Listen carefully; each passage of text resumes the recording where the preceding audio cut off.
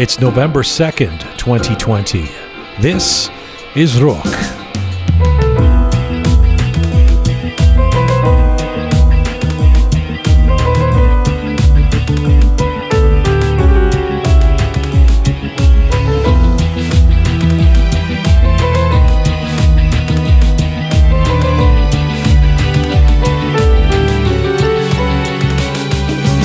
She was born and raised in Iran and had an entrepreneurial spirit from the start, learning how to build a computer at the age of 6 in Tehran.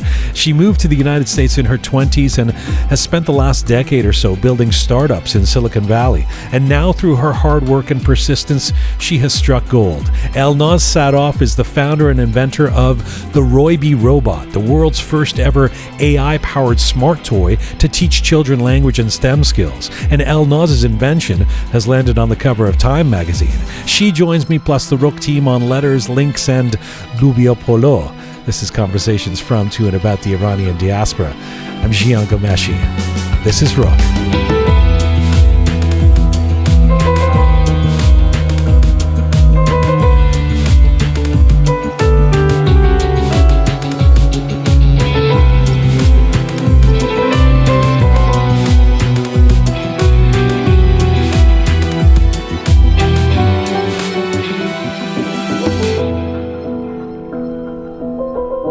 Hi there, welcome to episode number 58 of Roqe. Umidvar hastam ke razi bashin. Hope you guys are doing well out there. Good luck to our American friends on your election week. We're pulling for you. We are on our continuing mission to build a new audiovisual encyclopedia of Iranian diaspora identity. We are coming to you on Telegram, Spotify, iTunes, SoundCloud, Instagram, and YouTube. Any or all of those platforms is where you where you can find Roqe. Hello, the fabulous Kian. Hi, Jian. How are you? Hi, Kian. I've missed you. It's been a week. That I haven't know. Been here. We had a Roqe special, and we had Niaz, and I miss you too. I'm so glad to have you back, sitting where you. Good to be back. Yeah. I missed out on the Loobia Polo. It seems last week. We might get to that. Listen, first of all, I wanted to say I am looking forward to having Elnaz Sarraf on this program. She'll be joining us in a little bit from Silicon Valley. Have you seen this ROYBI robot? I have. It's not gonna lie, it's a little creepy for me. You think it's creepy? I think he's cute. I just think of Terminator. Like, what's to come? Like, what is this? By the way, I really think the robot army, like I believe the robots are going to take over, and like it's going to be Planet of the Apes except for the robots. I've had nightmares about this. And but and it all starts with this little. I mean, I might ask her about that. But here's this woman who, she grew up in Iran, came here, is this inventor. She tried a number of different things. Then she invented this thing called, I think it's called the iBaby. It was a baby monitor a few years ago, but now she's founded something called the ROYBI Robot, which teaches kids. It's this cute little robot that will soon take over the world, though. It starts with teaching the kids, and then when you're not in the room, it's like, come over to the, you don't know. I don't actually know how it sounds, but yeah. So she's coming up in a little bit. Elnaz Sarraf will, maybe she'll allay our fears of the robot army. We're getting a lot of comments about our last episode, number 57, a special edition about the incarceration of Nasrin Sotoudeh, a very difficult story. This is the human rights lawyer in Iran who's been put in jail basically for defending people, for doing her job. We have produced a couple of Roqe minutes already to do with that episode. That's taking some of the content of that episode in case you didn't listen to it all, and putting it into our Roqe minutes, including a message from Reza Khandan. This is her husband giving us an update on her current health. You can find that link, or a link to that message, I should say, on our Twitter, on our Facebook pages, on our Instagram, all of which you can link from our website, roqemedia.com. roqemedia.com. You go there and you go to the bottom of the page, and there's all the little icons for the different platforms, and you I'm nodding. Click on them. Yeah. There's also the latest Roqe Read up at our website, written by thoughtful Negin, about Shima Marie. You read that, right, Kian? Yes, you were talking about it this morning. So I wasn't asking you like. Oh, you haven't read it? I haven't. I thought you had. I didn't get a chance yet. Oh, but you said the thoughtful Negin. You liked her writing. In general, I love her writing. Okay. Oh my God, this is going really well. Have you read? Oh, all right. Listen, listen to the fabulous Keon and everybody out there. Go to Roqe Reads at the website. Do you know, Keon? Do you know how to find the website? Yes, I do. RoqeMedia.com. Yeah. By the way, yes. What I do know that you may know is that did you notice what thoughtful Negin brought into our office space today? Kotelett. Yes, kotelett. And who did she make the kotelett for? Was it for Reza? No. Is it your birthday? No, listen. No. Oh my! She made it for everybody. She made the kotelett for everybody. Did Reza eat it all? No, Reza hasn't eaten it all. It's there. I mean, a few people have sampled it. I'm going somewhere with this. What am I missing? What am I missing here? Well, what you're missing is she made the kotelett for everybody. People bring in food into our office space, and we all share it. Yeah, that's the idea. In some cases, some people don't want to share. Which cases is that? Well, I think you know. I think you were listening to the show last week. You know this story. Oh, yes. Yes, I wasn't here for this, for the infamous finishing of the Loobia Polo by... That was mine. So let me just recount the story for those, including Keon, who don't listen to the show. Hey, I had to listen. So Captain Reza, you know who that is, right? Yes, how far back do we have to go, Keon? I believe so. Right. He's the tall one, right? Yes. Okay, so Captain Reza, we went to Captain Reza's new girlfriend's place. You have a girlfriend, I heard. Yeah, that's right. Yeah. And his girlfriend made some Loobia Polo. Ooh, a lovely nice night. catch. Shia was She's there. A winner. And Go on. and so then then at the end of the night, she had put some Loobia Polo in a Tupperware, which Reza brought in on Monday last week. God and I bless you. I saw it there on the counter. Thinking, oh, look at this huge Tupperware of Loobia Polo, right? Enough for the whole Roqe family to enjoy. Now, Keon, you know what, if somebody's listening out there and they don't know what Loobia Polo is, explain what Loobia Polo is. Oh, God. How do you explain it? This is rice concoction with green beans and meat and just deliciousness. It's Right, just, oh, God. right. And then with the tadig, did she make it? Oh, God. Heavenly. So tadig is the crispy bottom of the pot.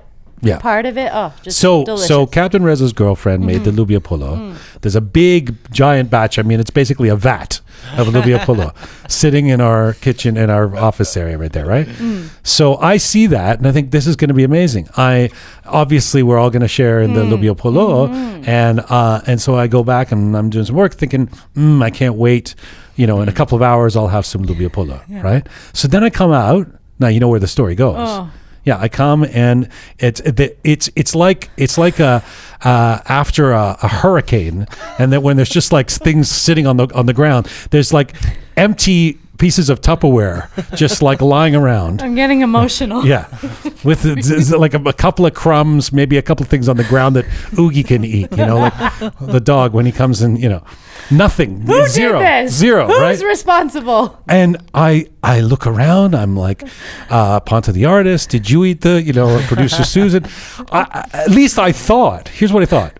I thought that everyone else had some of the Loobia Polo, and they just thought that maybe I had some, like it was shared amongst everybody, right? Yeah. So I go from person to person. I'm like, producer Susan, you had what Loobia Polo? She doesn't, and Ponta the artist knows nothing about it, a Captain Reza, and turns out that Groovy Shia You didn't. has eaten all of the Loobia Polo. You monster.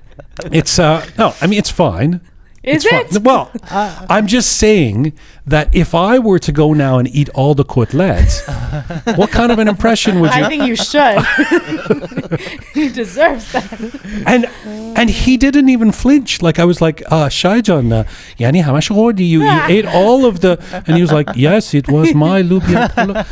I mean, he claimed it like it was like he was shameless Loobia Polo, hoarder. And for people who don't know, Shia is the skinniest person you've ever met. Like he's thin and like in shape, and It's the weirdest thing Just too, because disappeared in thin air. every day, like when we're working on the show, like and Shaya's editing, he orders like Uber Eats or whatever. When I don't know, before or after he's eaten all the Loobia Polo, and it'll be like 2 hamburgers and like a mound of fries and onion rings, and I'm just like, where does it Shaya, go? what is the secret This here? is not fair. Yeah. it's crazy. And he's like this like cool artist guy. You would expect like him to be eating like quinoa, you know, like some Vegan I am eating. having some kale. You know, it's like greasy burgers and like, you know.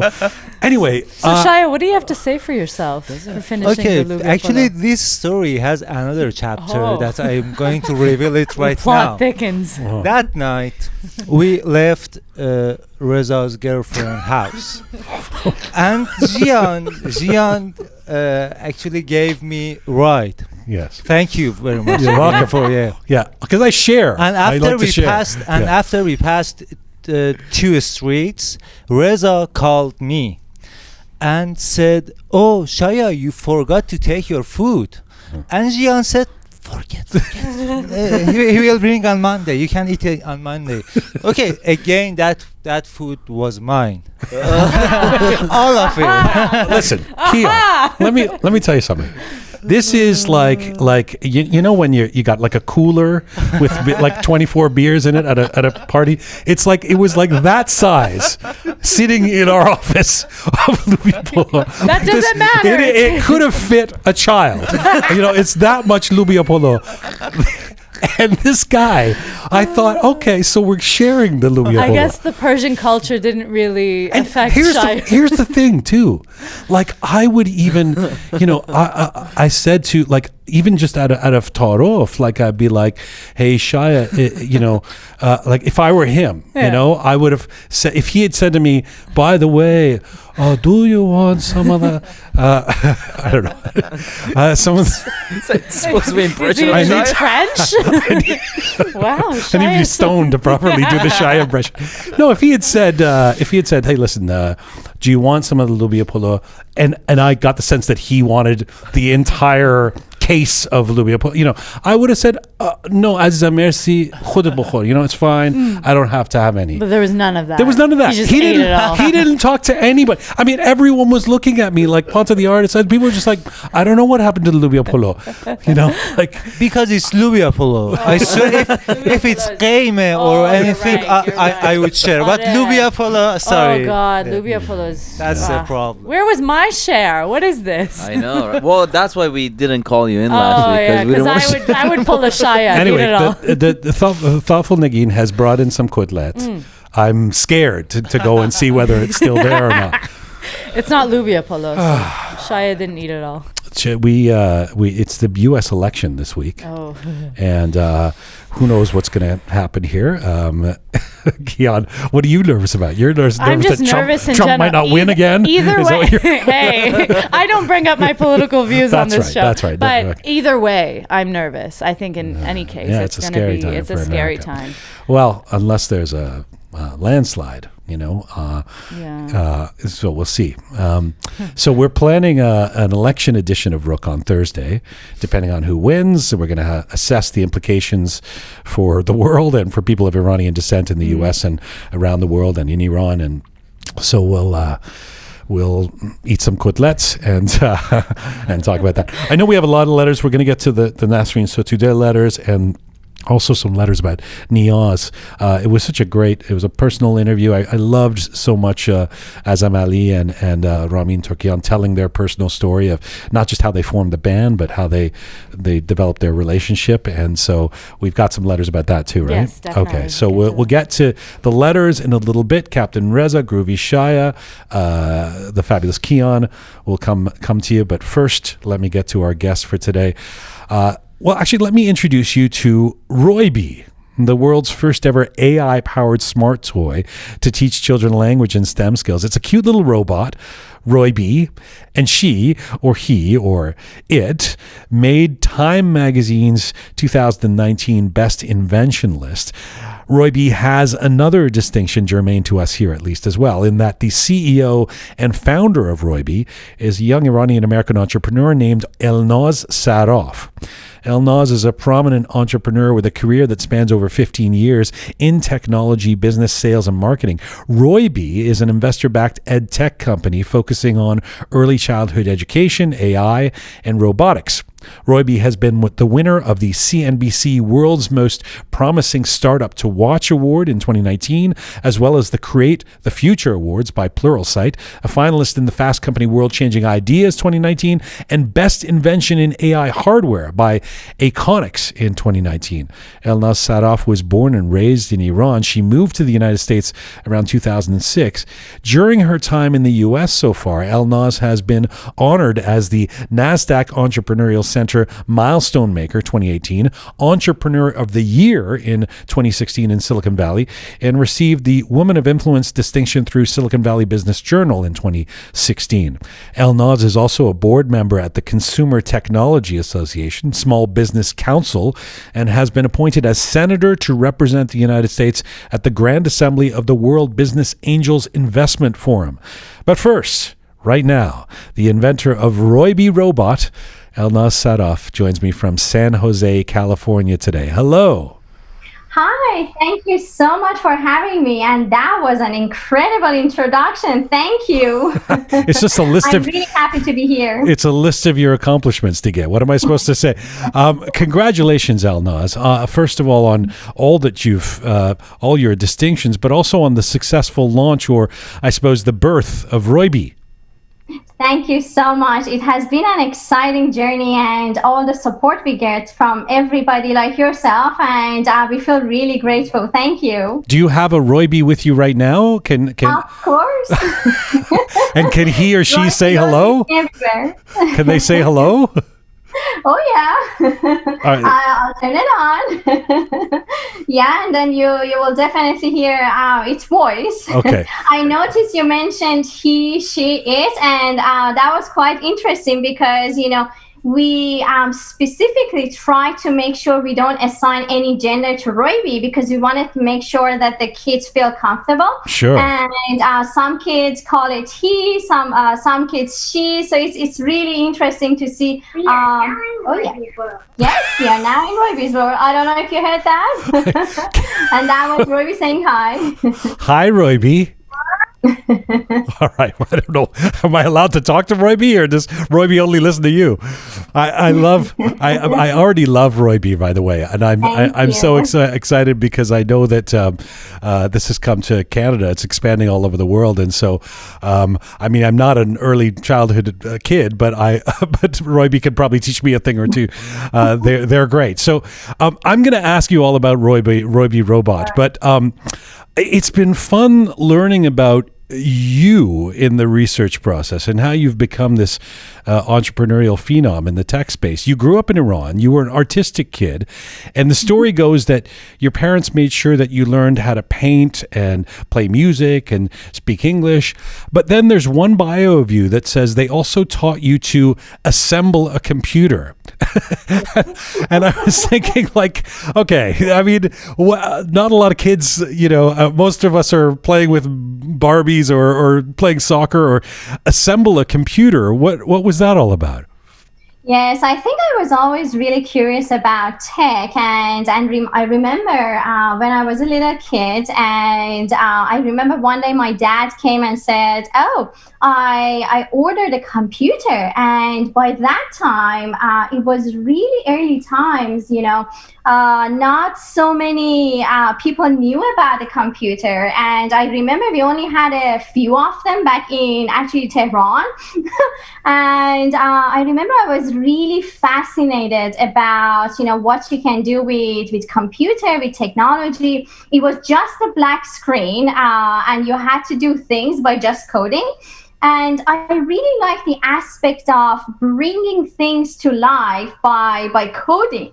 Although I was really excited and fascinated about creating things by painting, I always wanted to also see them in action. And that's why I got quite interested in computers.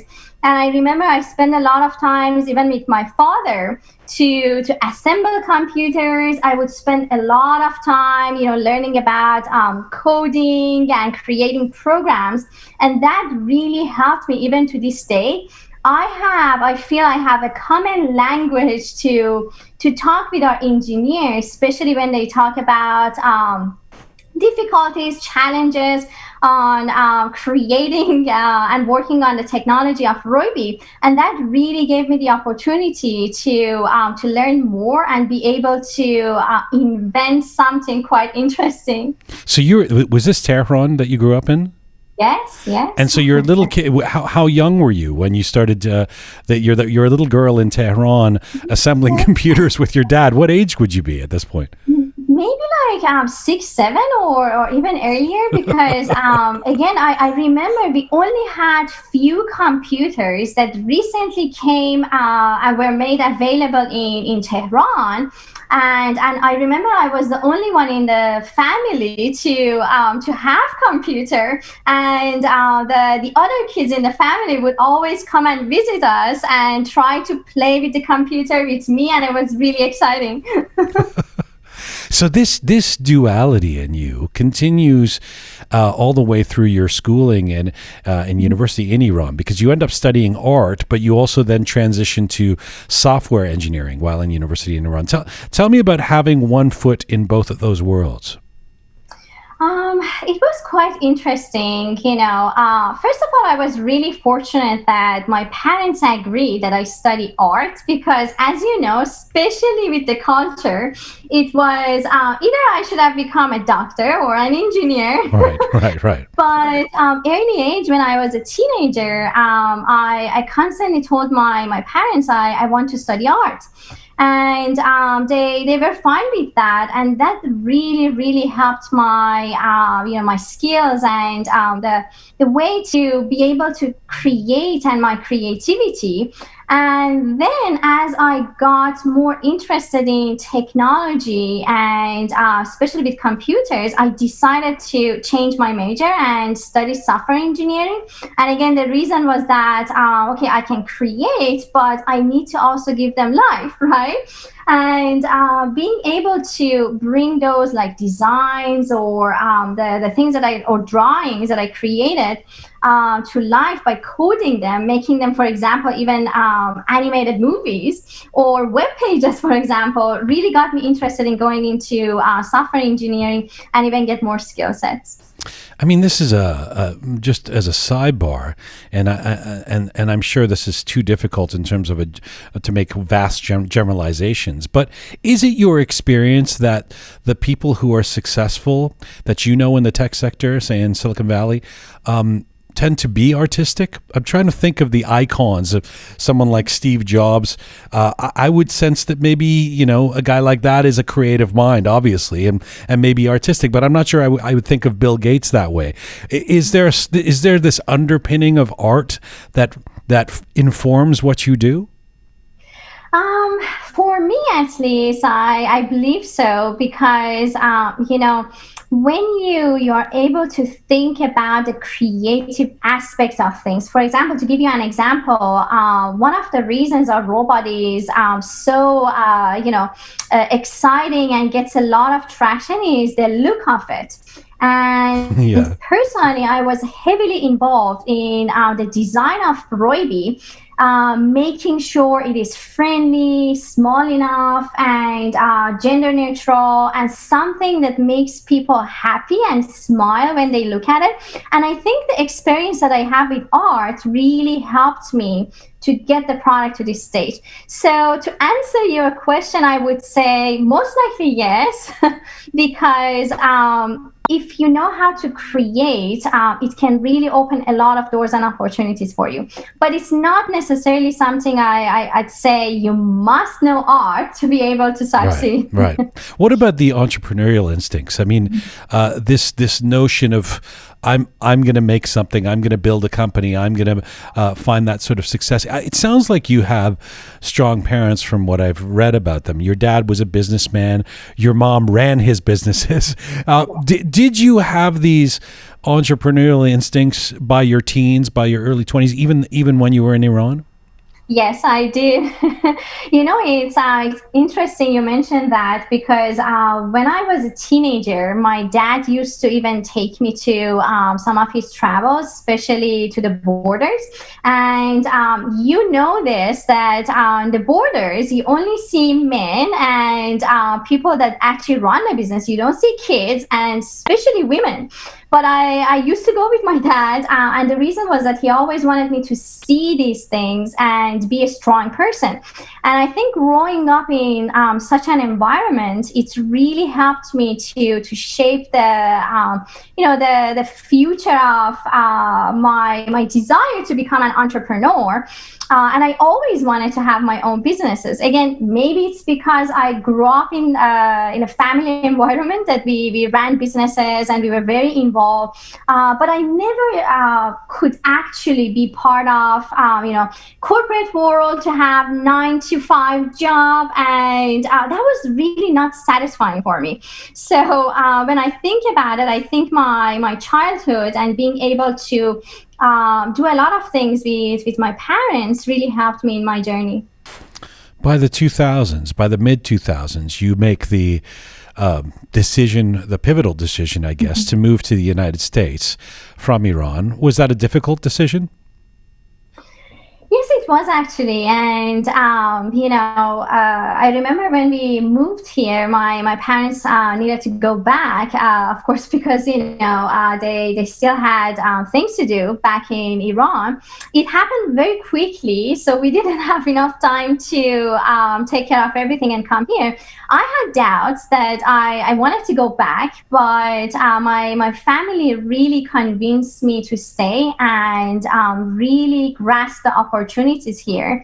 Because, back in Iran, I remember when I was like 18, 19 years old, I actually tried to open my own printing business and to have some customers. That did not work because I don't know, I think nobody took me seriously back then, especially as a young woman in Iran. If you wanted to run a business, and we are talking about many, many years ago, it wasn't easy. So I had doubts, but I made the decision to stay. It wasn't easy. It had lots of ups and downs, as I believe a lot of immigrants know this, but I'm so happy I did it. And to this day, it was the best decision of my life, for sure. When you wanted to return to Iran, despite the fact that partly because of the heavy patriarchal society there, it had been difficult for you to start this business and all that.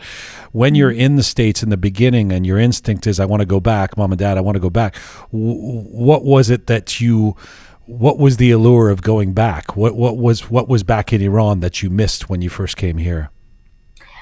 I think when you move to new country with a new culture, it's really difficult to adjust, especially that you barely know the culture, you barely know people, you don't have friends.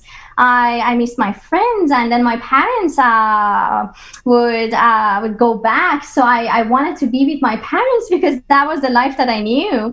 But I really tried to put those behind and look towards future and make the decision to basically stay. But even to be honest with you, even to this date, I always think about my childhood memories back in Iran and the amazing culture that we have. It has nothing to do with politics and things that go around. It's about the country, the place that we grew up in, and all the amazing, great memories we have there. So I still miss those memories and so many great things back in Iran. We tend to look at people like you right in this moment as you're experiencing tremendous success with ROYBI, and think, wow, what a success story. She's got it made. She probably had a great start to things and it all went well. I was watching an interview with you where you said oftentimes we look at companies that way. We see them from the outside and we look at a successful company and go, wow, it's running perfectly. And we don't know exactly all the difficulties, the challenges they've surmounted on the inside. And your story is one of fortitude, not surprisingly, like a lot of entrepreneurs and like a lot of people in business, and certainly like a lot of inventors. You, a few years ago, ended up having huge success with the invention of something called iBaby, baby monitors. But before that, you'd been here for a number of years. You'd been here, meaning the West. And you've said that you tried starting a number of businesses and failed. Tell me about what you learned, Elnaz, about yourself, an Iranian immigrant, a woman in the tech space, to keep getting up and dusting yourself off and continuing after experiencing that failure. Right. I really learned that those failures are actually lessons that we have to learn along the way. The person I am today is very different than a person even like 5 years ago.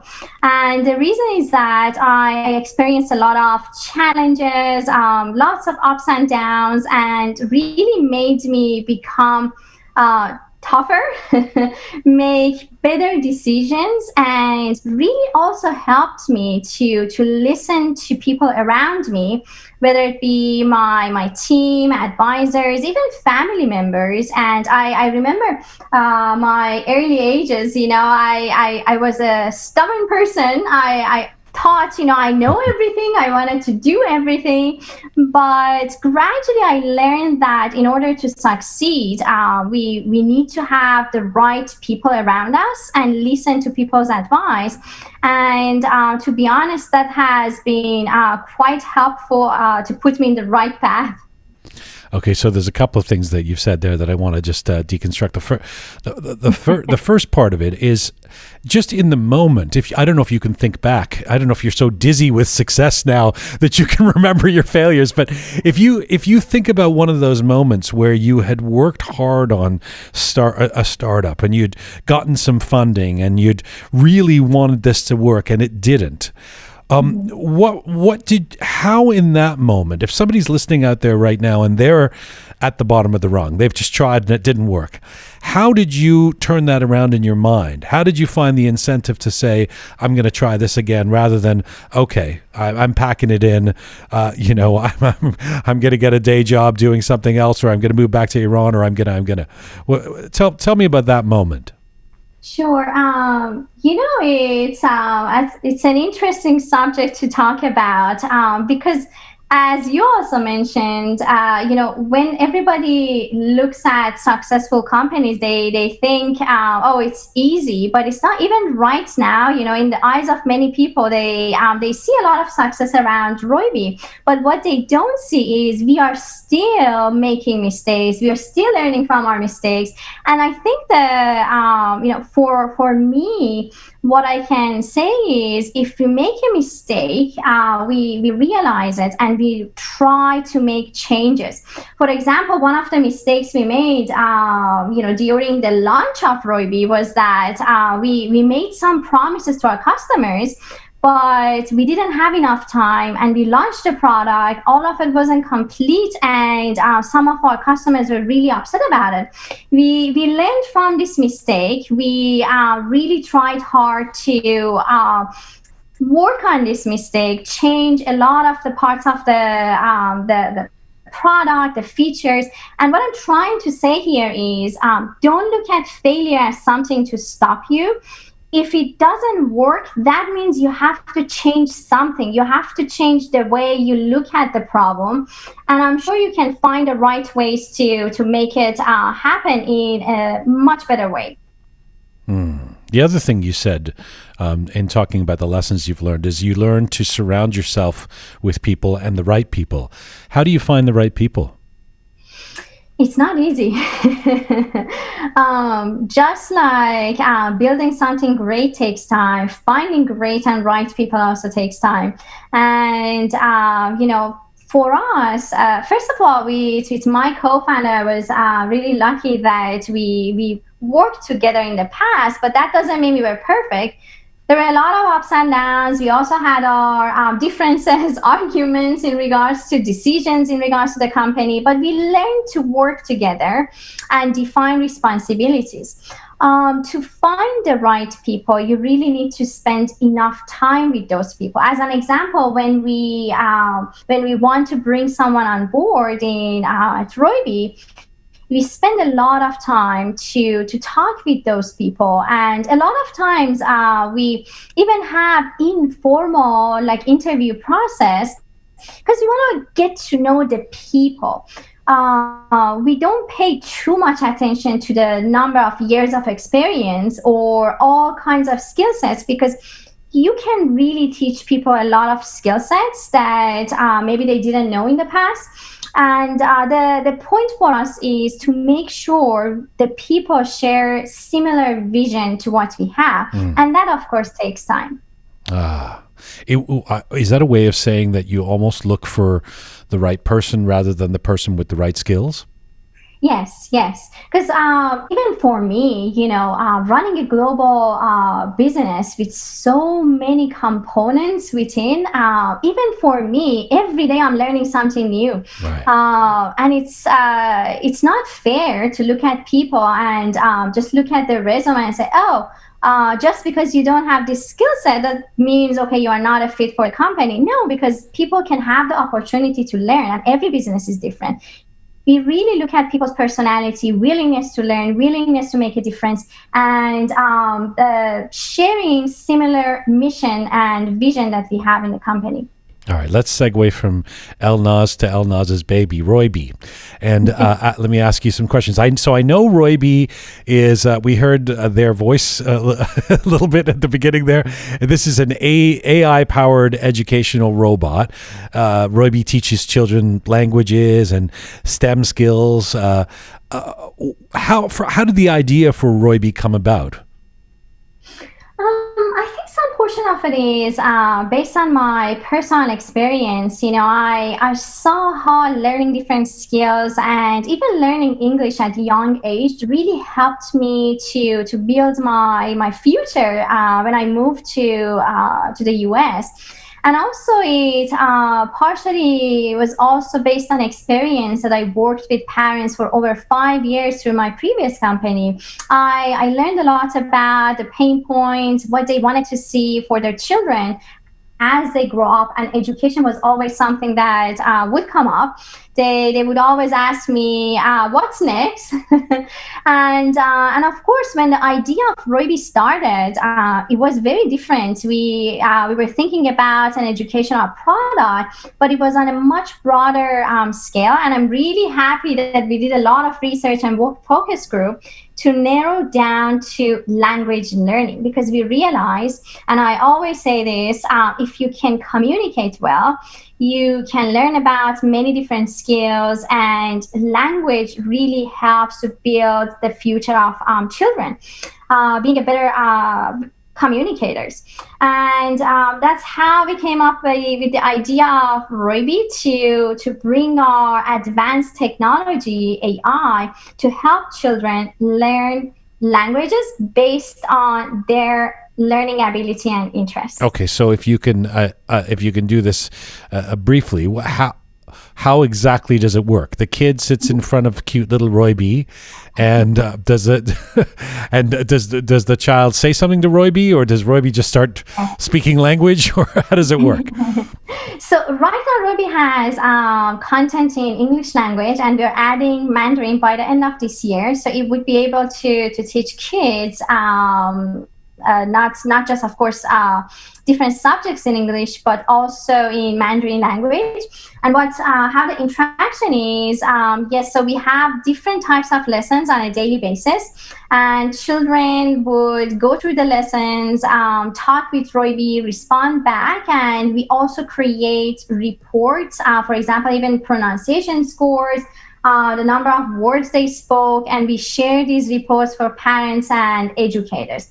In terms of personalizing their experience, that is something that it is our patent pending technology that is going to gradually come in as we start learning more and more about children and their interests. We would be able to gradually adjust the content based on that. To give you a small example is, for example, if the child likes to learn more about animals, but they don't like to learn about math, our technology would gradually be able to find the lessons that count, for example, animals, and that way it brings more motivation for the child to learn how to count by counting animals. This is a very small example, Right. but it's going to be very effective. You're replacing teachers with this ROYBI. People are losing their jobs. So how again though, I because I don't have a ROYBI in front of me yet. Does the parent or the teacher sort of turn ROYBI on and set a lesson for the day, or does the kid is the kid just always playing with ROYBI? No, they can play with it at any time. We created basically safe guided learning capabilities through artificial intelligence, and what that means is ROYBI comes with a button on its neck. So when the kids press that, ROYBI starts its lessons. And on a daily basis is teaching like different sorts of subjects, and it also comes with a charging plate with 3 buttons that the child can play again lessons, stories, or even take actions, play games with ROYBI during some lessons. And I understand that facial detection and emotional detection are part of the focus of ROYBI. So can you discuss how ROYBI reacts? Say if ROYBI detects that the child is sad? Mm-hmm. So right now for the facial detection, ROYBI when sees the child around, it says hello and initiates friendly conversations.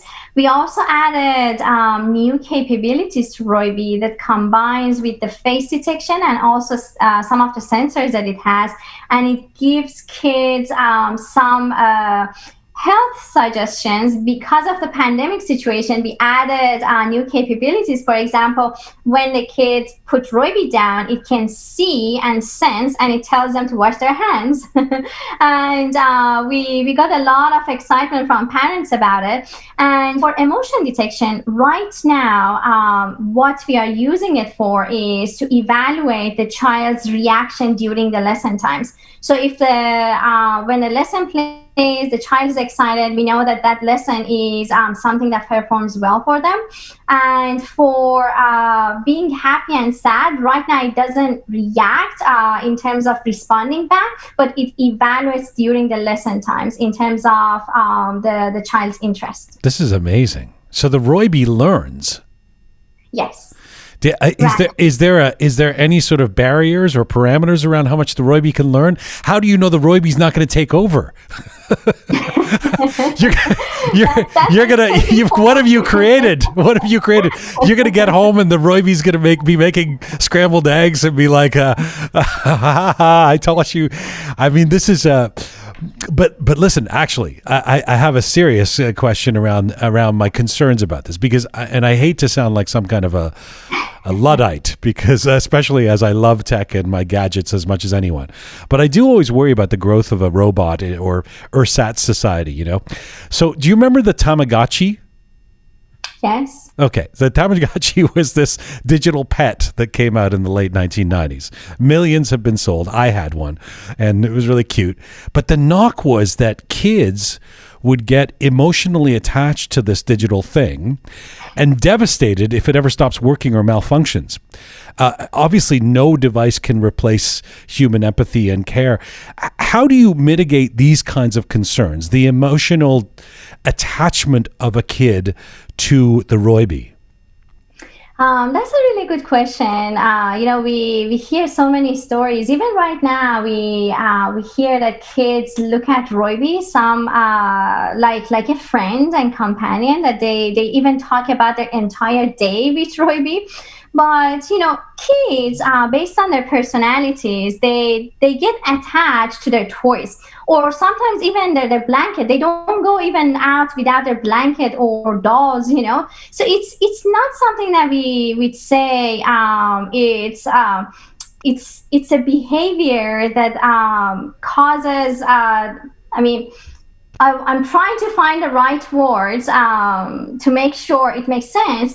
So what happens is children play with their dolls and toys every day, so they get attached to it. But even, for example, like tablets or phone, But the point is, now they have a robot that they can play with it, have fun, and also learn. So that's not a bad thing. And what we try to do is we limited the amount and duration of the time that children work with ROYBI. For example, the lessons are less than 5 minutes.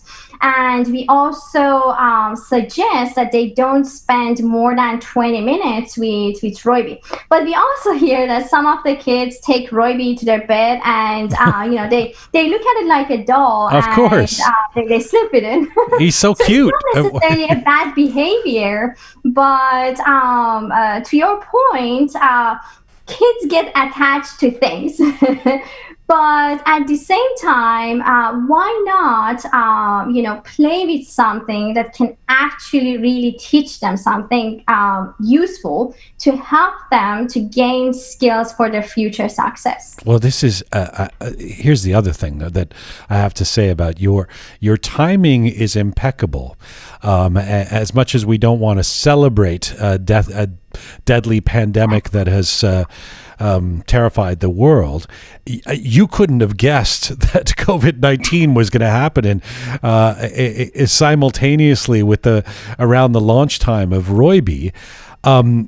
This seems like a particularly important time. I'll be honest, when I first started hearing about ROYBI, because it was only in the last few months, and then set out to research you, I thought this was actually in response to COVID-19, because studying from home has become so important in this period, and so your invention becomes even more significant.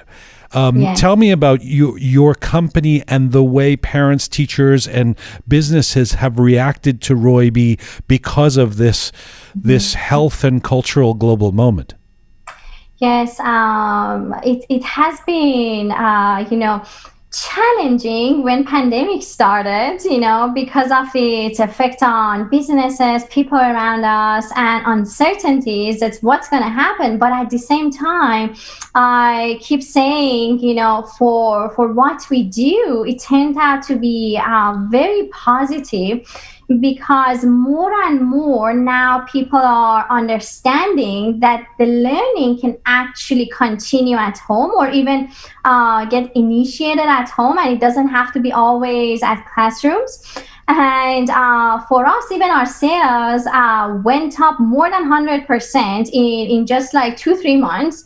Even a lot of people that previously would say, not sure if we need this, now they got back to us and said, wow, we really need ROYBI. And I keep joking for the past few days to my team that I think we are going to go out of stock, and I have a feeling by next week that's what's going to happen.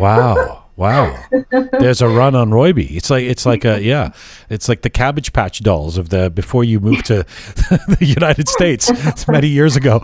That's incredible. You've stated that you want to see, I love this because I love the idea of this and I love the ambition. You've said you wanted to see every child in the world hold a ROYBI in their hands. Yes. I love that. At the same time, I think there's got to be a class dimension to this, right? I mean, I'm not sure exactly how much a ROYBI costs, but how, in your dreams even, are you going to make this a possibility, given that many children in countries like our own Iran, due to poverty, let alone in the States or in Canada or elsewhere, don't have access to even an old simple cell phone to study online? Yes, absolutely. There are many ways that we are now working on our strategies, and of course, one of our biggest mission is to provide quality education to all children around the world, without looking at their capabilities of if they can afford it or not, and that has been our mission since the time we started ROYBI. But to make this happen, there are many things we have to do in the beginning. For example, there are still some technology limitations, and we are working on resolving some of these. As an example, because we have voice recognition that needs to constantly connect to the cloud, but in a lot of areas they don't have good internet connection or even have access to resources to connect to internet. So we are working on our edge AI technology to remove this dependency, and that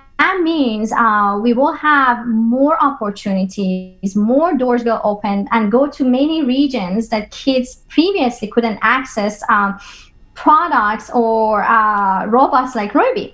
And other aspect is we are continuously looking to form partnership with government entities and institutions in order to get more support and funding from them to make ROYBI available to as many families as we can.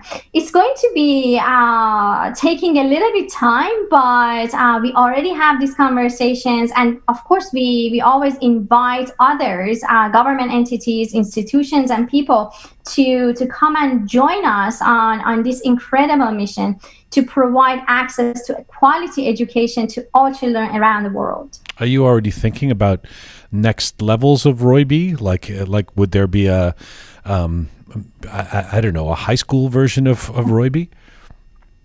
Of course, we are already thinking about the next generation for with more powerful processing system, because as ROYBI gets more content and needs to process faster and better, we are looking for next generations and also extending the age range as we add more features and capabilities to ROYBI. Can you prove that you had that idea before I said it? Because I think I think I should have patented that before the words came out of my mind, my mouth. ROYBI was featured on the cover of Time magazine as one of the best inventions of 2019 last year. How did it feel, Elnaz, to see your product on the cover of one of the top magazines in the world? I don't think I can find the right word to actually explain that and to really tell you how I felt. But it was quite interesting because we actually didn't know we were going to be on the cover until the moment it actually got published. And I remember Time reached out to us and told us that they selected ROYBI for one of the best inventions. And it was quite interesting and created a lot of excitement in the community because ROYBI was the only product in early childhood education. And early childhood education has been missing a lot of opportunities for many years. So that was quite exciting already. And I remember I woke up in the morning and I saw another email from Time that said, "Congratulations, you made it to the cover." And I almost felt I passed out. That's how they let you know? They send an email? That's it? That's it, yes. Wow. And then they sent us the cover, and of course we got lots of copies of the magazine. And about 1 month later, ROYBI was again on the cover of Time magazine, but this version was Time for Kids. So we ended up 2 times on the cover.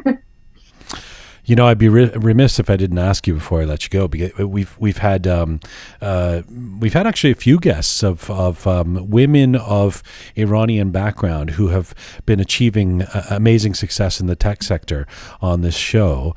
And you certainly, you are a dazzling female entrepreneur, and your ability to raise money for your startups, for these companies is remarkable. We've heard a lot about the gender and race divide when it comes to the tech sector. We had Sepida Nasiri on the show talking about women of MENA and in tech, and how the challenges that have at least traditionally been there, and the need for change. Can you reflect on that? How much harder do you believe things have been for you and even ROYBI as a woman and as a person of Iranian background, or have they not? That's it's good to actually talk about it, because I get this question a lot, and I try to address it in the best way that I can. Based on my experience, I always think limitations come within our minds. So for me, maybe being a woman, being an immigrant, maybe was an issue. I don't know. Because the reason I say that is even if there was something that stopped me, I had more than 200 rejections, and we still do, by the way. I never even thought that my gender or my background would be the cause of this. And I can clearly see within the sector that there are some inequalities and some issues, but I tend not to really pay attention. And that's my biggest advice to everybody, all women that they want to be successful in tech space, is to believe in yourself and your own skills, and everything else is definitely going to work out. And I really want to be someone to really show people and women that you can do it too. And I also got a lot of support from all kinds of people, men, women, and very grateful for all that support to get to this point. Have you heard from people back in Iran? Do they know about ROYBI? Do they know about your tremendous success? Yes, actually, I get a lot of messages from my friends back in Iran. They all follow. And very recently, I had an interview with one of the news outlets in Iran. And I also get a lot of messages from people asking to actually sell ROYBI in Iran. And that's really exciting. And what about that? I mean, I was going to say, we have a bunch of people who stream this show from Iran on different platforms. Would they be able to get ROYBI in Iran at any time soon? Possibly. Again, there are a lot of complications because we are a US-based company. Makes it a little bit challenging, but hopefully in the future there are ways that we can definitely make ROYBI available in Iran for sure. Elnaz, are your parents still around? Yes. and what do they have to? What does your dad, the businessman who helped you learn to assemble computers as a kid in Tehran, what does he have to say about your tremendous success? Thank you. I think I have much better relationship with my mom. And she's definitely my biggest supporter, and we continue to talk about, where we were about, like, especially when I moved here, and then even for the company, like 3.5 years ago when the idea started, and today we continuously talk, and all the family members, including my father, they're all supportive and very excited for where ROYBI is going. It's such a great pleasure to talk to you. Congratulations on ROYBI and all of what you've been able to do on your journey. And we're expecting more from you, of course. I hope to talk to you again soon. Thanks for taking the time today. Thank you for the opportunity. Really appreciate it. And looking forward to speaking with you more. Merci, Elnaz. Khudafis. Merci. Bye-bye. Elnaz Sarraf, the CEO and founder of ROYBI. She is a prominent entrepreneur with a career that spans 15 years in technology, business, sales, and marketing, and a lot of awards. Elnaz joined us from San Jose, California today.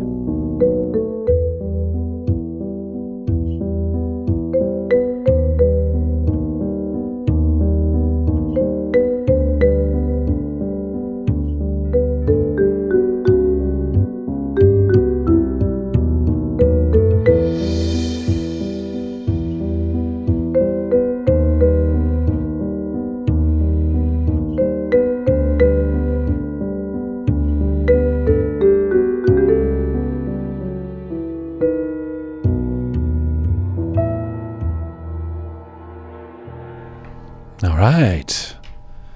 You're listening to Roqe on Telegram, Spotify, SoundCloud, iTunes, YouTube, Instagram, and you can find us on all our platforms at our website, roqemedia.com. The team has reassembled here: Groovy Shaya, Captain Reza, the fabulous Keon, Elnaz Sarraf. I'm still scared of impending doom of ROYBI? of a robotic army joining forces. And that song that's like that reminds me of the Westworld theme song. Have you watched that show? I consider that a compliment. And that was a terrifying. That is show you mean to the new Roqe, the new version of the? What is it? You're just terrified. I'm just so scared.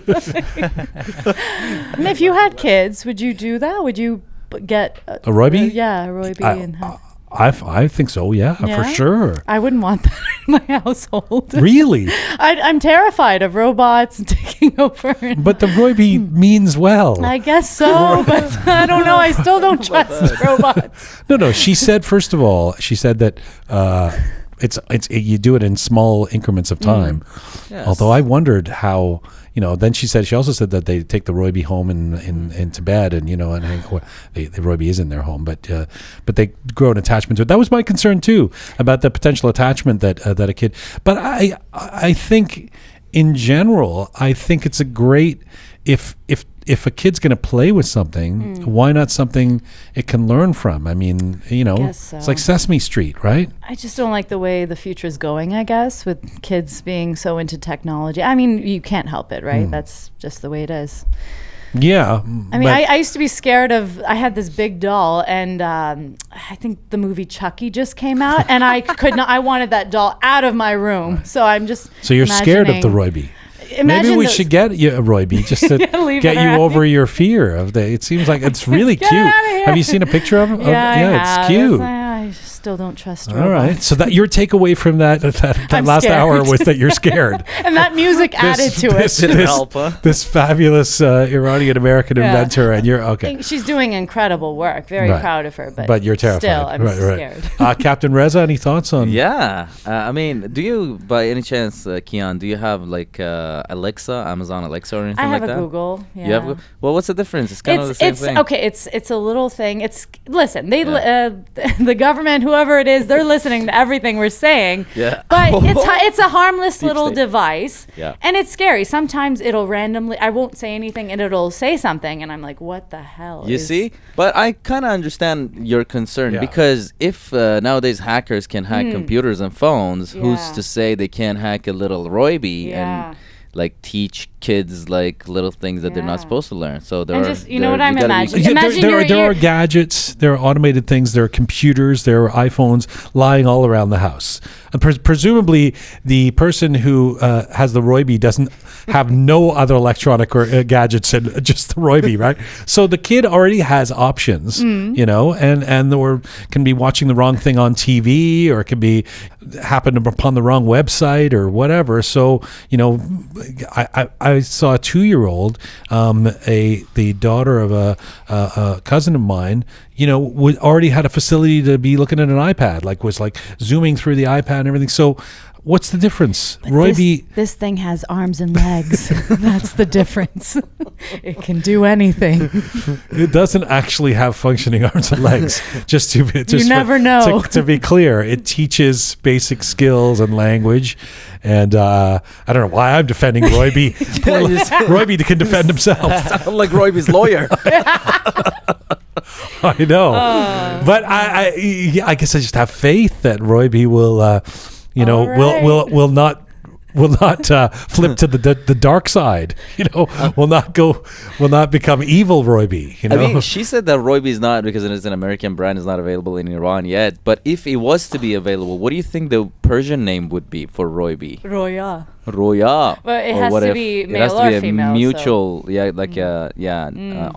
which one? ROYBI dige. ROYBI. All right. Well, you give us your thoughts on ROYBI and on the developing controversy. I thought it was a rather benign interview about a fantastic person who's doing these great things, but actually, I think my sense is that this is a benevolent and very good thing. And I'm glad that we had a chance to highlight it. Shai, you didn't say what your opinion was. Yes. Was ROYBI? I'm very excited. First of all, I'm very proud of her, and also I loved her answer that you asked her that is being woman or from immigrant or brought some problem to you, and she said no, I have to work hard. I love that answer. That's very helpful and honest. Yeah, she's very impressive. That's for sure. All right. Kian, we got the letters ready? Yes, we sure do. Let's go to letter of the day.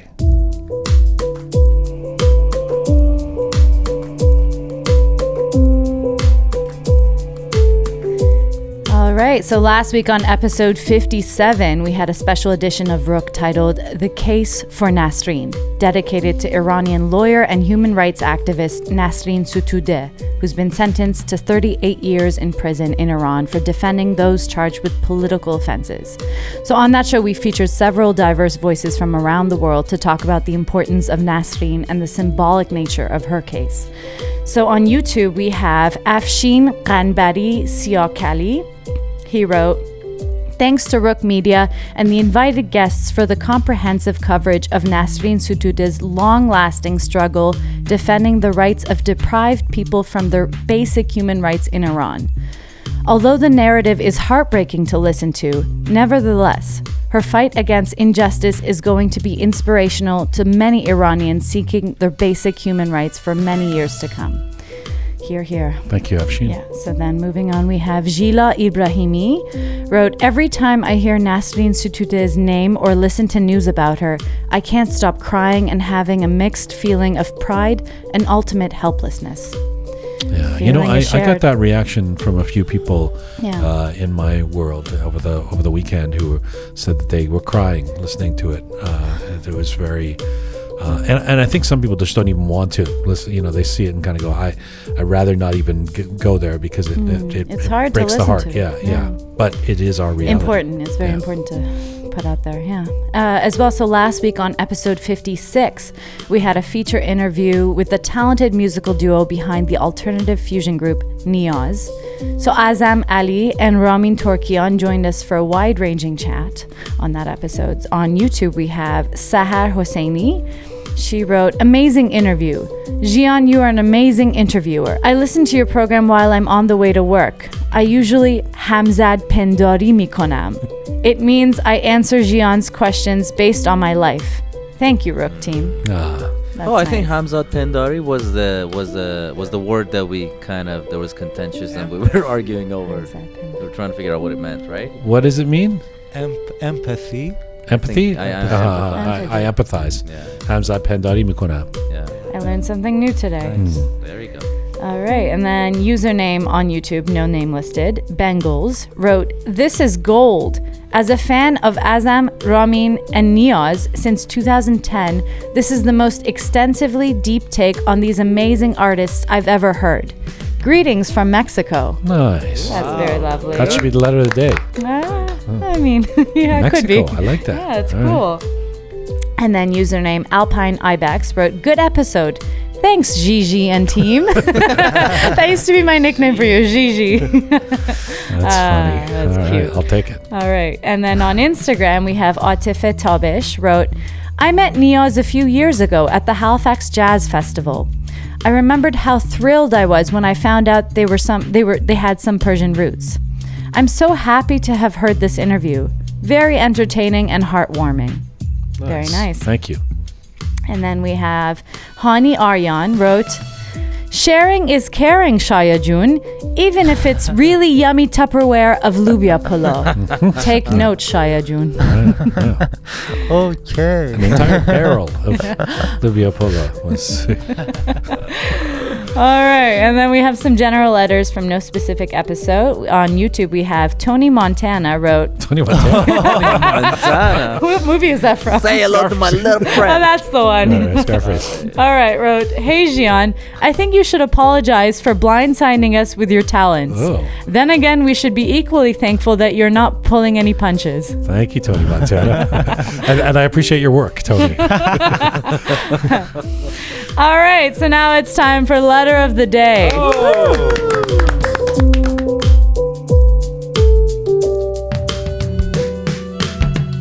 Okay, and I should say I love this letter because it just goes to show how diverse Iranian culture is. So we have Alex Asghari wrote, "Through thousands of years, from the Black Sea to the Punjab River, different nations have lived. which are all known as Iranians. Sarmatians, Scythians, Medes, Parthians, Persians, Sogdians, Bactrians, and so today all Kurdistanis, Azerbaijanis, Mazandaranis, Gilanis, Lors, Khorsanis, Tajiks, Pashtuns, Baluchistanis, and Khuzistanis, with all their differences, are Iranians. Even today, Bulgarians say they are of Iranian ethnicity. Wow. I like that. And as a half Kurdistani, I would say, yes. You can get behind I that? think I agree. You're half what? I'm half what is your Azeri. mix? Half Azeri. But that's a very, thank you very much, Alex Askari. So that's the letter of the day. I just wonder if I mean, are Bulgarians saying that they're I've never- Iranian? I this don't is know. new to me. Well, but you can get behind this, huh? You're happy. I mean, I don't know that, but I right. should ask some Bulgarian and friends. Khorasanis Khorasan, yeah. Khorasan, they all say Yes, Khorasan is in Iran, and actually it's I'm saying Azerbaijani. Maybe some of them. I don't know. This is one that people are going to have to write in about because this is the first I've heard that Bulgarians say they are of that was Iranian surprising for me. ethnicity. Yeah. Yeah. All right, that part I'll look into. The kicker, the end of the letter. Yeah. But clearly, Alex Askari has thought about this, and info@roqemedia.com is where you can reach us or give us your thoughts on any of our platforms or on our website.